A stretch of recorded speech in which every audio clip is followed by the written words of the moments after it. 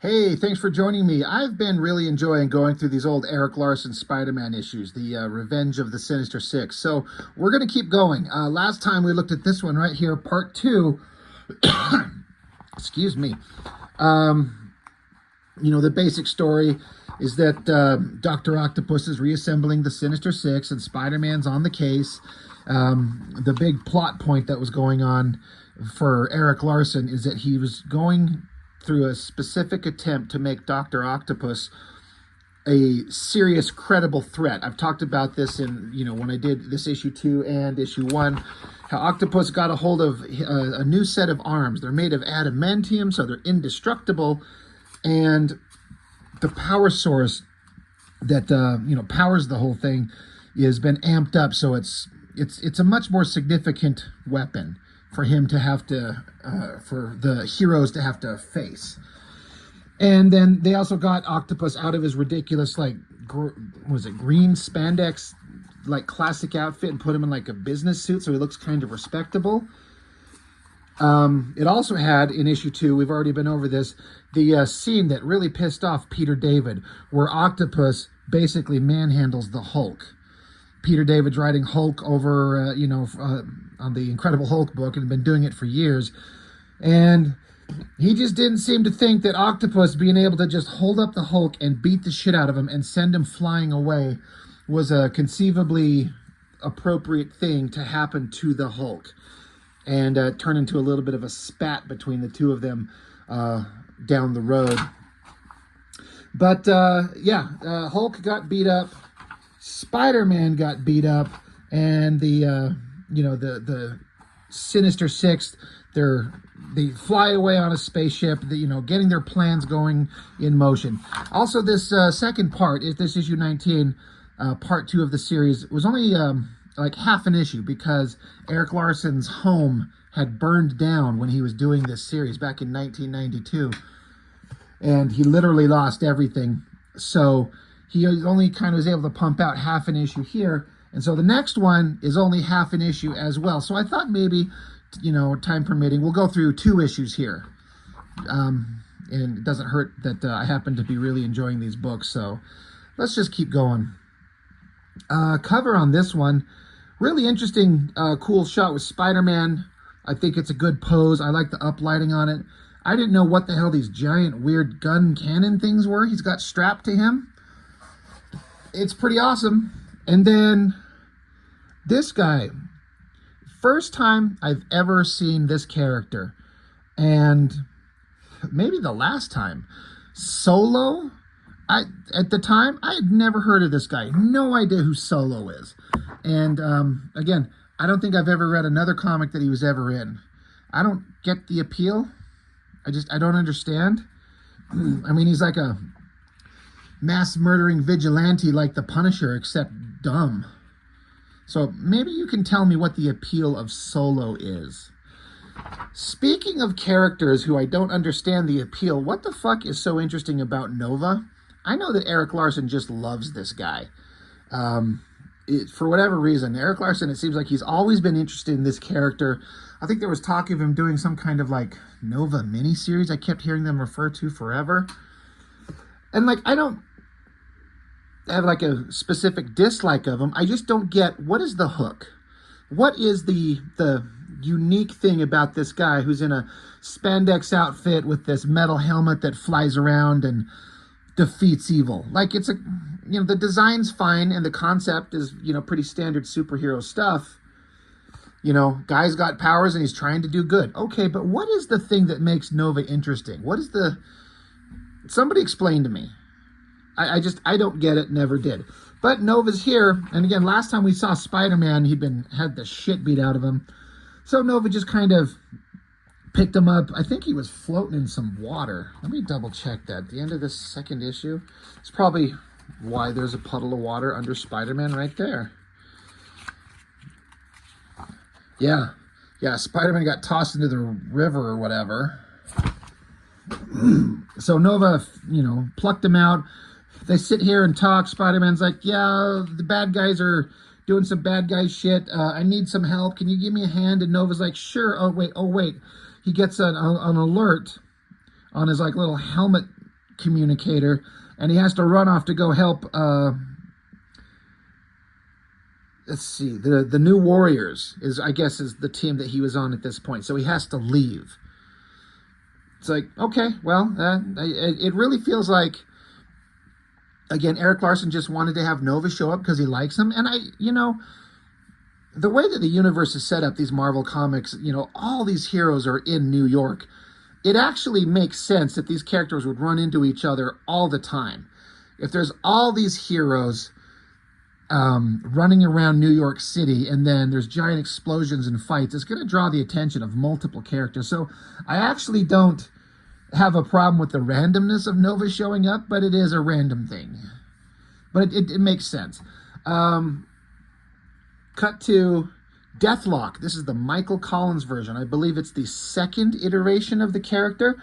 I really liked Deathlok, this version of him. I read the original 4-issue miniseries where he was introduced, and it's one of my favorite little comic series of all time. I thought it was so interesting, and I'm kind of curious, again, as to what made Erik Larsen want to have Deathlok in here, whether it was just kind of Deathlok was in the kind of cultural comic book conversation at the time, and he's popular, or he legitimately likes him. It's probably all of those things together, I would guess. But Deathlok shows up, and he's kind of investigating, sees all these terrible things going on, and he's going to start doing good. The concept of this version of Deathlok is that, I can't remember the name of the evil cybernetic corporation. There's so many of those that made this Deathlok body, but they keep swapping out the brain. And in this iteration, this guy who worked for the company, his name's Michael Collins, he kind of found out that the company was doing some evil shit.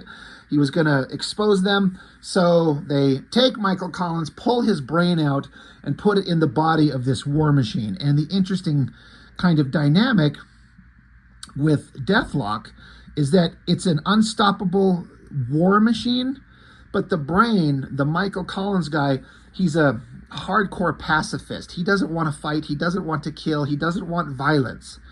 But now he's trapped inside this hyper-advanced machine of death. And that's an interesting dynamic. And so that's kind of, I ask, what's the hook for Nova? I just described to you the hook for Deathlok. That's it. So again, what is Nova's hook? And I do like that the way that you kind of show the story of the inner thoughts of Deathlok is the human brain talking with the onboard computer of the Deathlok machine. And they just kind of go back and forth, and it's a fun kind of dynamic. I always thought it was really interesting. I like it a lot. That being said, Deathlok's now investigating things. Okay, I'm on board with that. And then again, we cut to another new character. This is that Solo guy. I don't think he was introduced anywhere else in the books. It's just here he is. And again, he's such a cliche character. I was like, why is this guy interesting? He's sitting here talking to himself. Octopus and his gangs have crossed the line. If their purpose was simply a vendetta against Spider-Man, I couldn't care less. But they've attempted to extort money and threaten people's lives in the past. And now they've killed. The Sinister Six are terrorists. And while Solo lives, terror dies. So I guess that's Solo's, that's his saying, his phrase. I'm going to ask again, what is the point of Solo? What makes him a character that people want to read more about? I don't get it. We cut back to the Hulk, who had his ass kicked. He's finally kind of waking up, and he's pissed off that he got his ass beat, and he's jumping away, and he's like, all right, that was just round one. Hulk will inevitably smash. Don't worry. He's like, I'm going to get my revenge on those guys. So now, Peter Parker, he's made it back home, and he's got out these, mega-powered web cannons, I guess they are. I don't know if these are something that were ever introduced before, or if this is some new thing from Erik Larsen. I don't know. I think I like them. I think they're kind of cool. But the interesting thing in this part of the story here, and I've mentioned this before about Erik Larsen, is he does two unique things. He'll take cliche kind of concepts that you've read in superhero comics and throw a spin on them that you've never seen. Have it go off in a direction that, is far from kind of the cliche setup. So he'll take something familiar and do something wildly different with it in his stories. And I like that. He also really goes out of his way to interject some really human moments.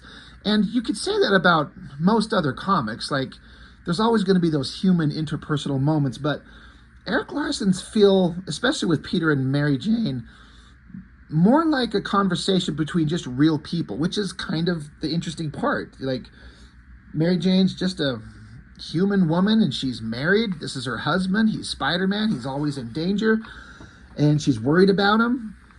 And so it just, I don't know, Erik Larsen throws in some really kind of domestic story points, and I like it. They stuck with me. All these varying versions of it in these books have stuck with me for years. The interesting part about this is that she's worried that he's overworking himself, that he's about to go back out and put himself in danger again. And she's like asking him, like, have you even eaten? And he's like, I grabbed a couple of burgers on the way home.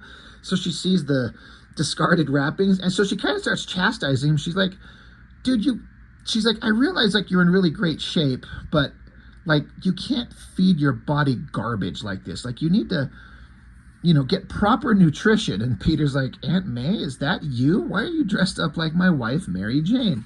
She's like, that's not funny. I'm concerned about your health. So, it's an interesting story point that I've never read in another comic where, they're talking about, don't feed yourself garbage fast food. You need to have proper, good, healthy food. It's a really interesting kind of approach that was new to me.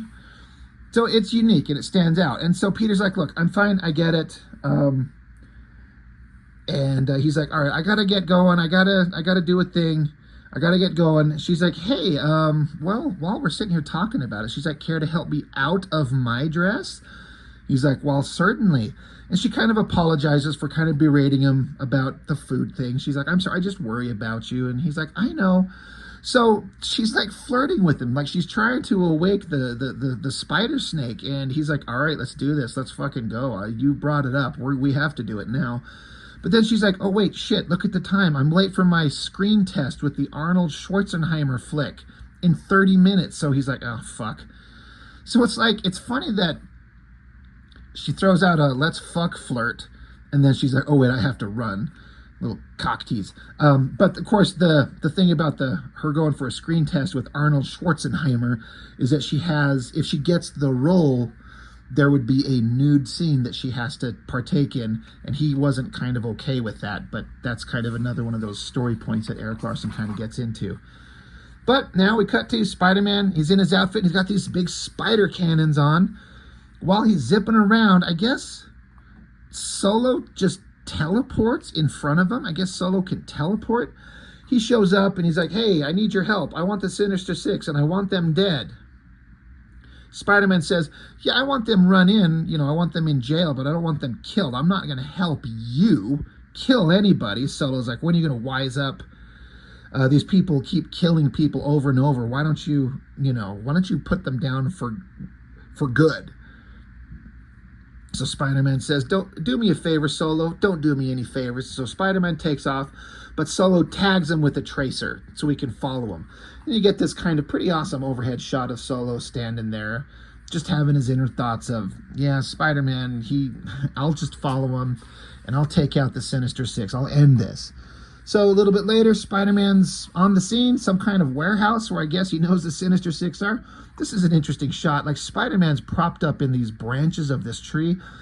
It's funny that Erik Larsen's got him balancing him precariously on the tiniest of branches. Like, that shit would snap under his weight. Like, come on. Who cares? I mean, it's a comic. It's not a big deal. But Spider-Man's like, okay, well, his spider sense is still not working because Hobgoblin hit him with some gas in the last issue that kind of knocked out his spider sense. So he's like, I'm just going to jump in there and surprise everyone, and I'm just going to cover everything and everybody with these web cannons. Just cover them and incapacitate everybody and just go from there. So he jumps in. Then I guess he's just coming down from the roof. He's inside. There's the Sinister Six. There they are. And they're like, oh, hey, Spider-Man, nice of you to drop in. So then Erik Larsen draws him firing these web cannons. And I actually think this shit looks really cool. The way he kind of inked these really sketchy web lines coming out of these cannons. What's funny is that this was like a thing that Peter Parker had come up with to be like a major weapon to stop these guys. And it doesn't work in the slightest. It completely fails. You see here how, and it says in the text from Octopus that his adamantium and overpowered mechanical arms are able to like catch the webbing. So the webbing is like strung up between his arms here. It's kind of behind the text boxes, unfortunately. But he's like, I can catch your webbing and break them easily before the webbing fully hardens. And then he uses his arms to blow up the pressurized containers of the web cannons on his back. And then this panel is awesome. It's just the pressurized containers explode and it fires webbing everywhere. I love that shot. And again, the way that Erik Larsen inked the web lines, that's really cool. I really actually dig that. So Spider-Man's great kind of plan here with the super web cannons doesn't work. Well, lucky for him, Solo was tracking him, so he shows up and jumps in and says, don't worry, Spider-Man, Solo is here, and while I live, terror dies. Octopus is like, I don't have time for this nonsense. Mysterio, take them out. But then suddenly Mysterio, he gets gunned down, like shot through the body and multiple bullets through his little fishbowl head. Like, that would kill him. And that's the implication. He's dead. Spider-Man kind of breaks free. I love that shot right there. And again, the coloring's doing some interesting stuff.